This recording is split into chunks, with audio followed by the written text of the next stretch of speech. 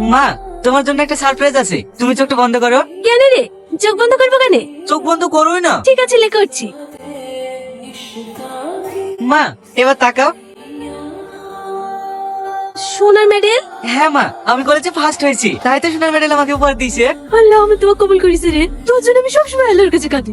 মা, তোমার মুখটা শুকনো শুকনো লাগছে কেন? কিছু খাওনি? তোর পাগল, আমি তোকে ছাড়া কোনদিন খেয়েছি? চলো মা, তাহলে খেয়ে নি।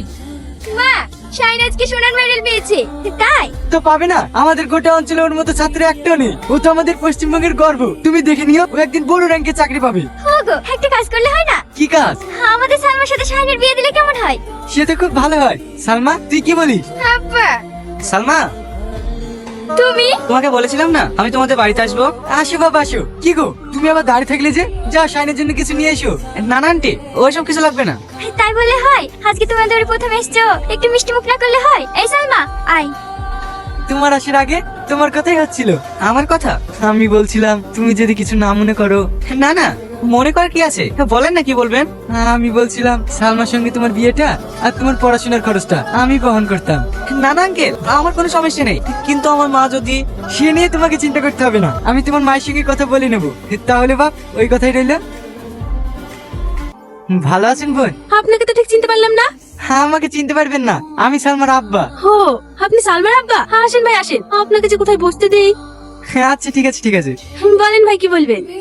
আমি বলছিলাম সালমার সঙ্গে শাইনের বিয়েটা। শাইন আমাকে সব বলেছে, কিন্তু ভাই আমরা যে অনেক গরিব।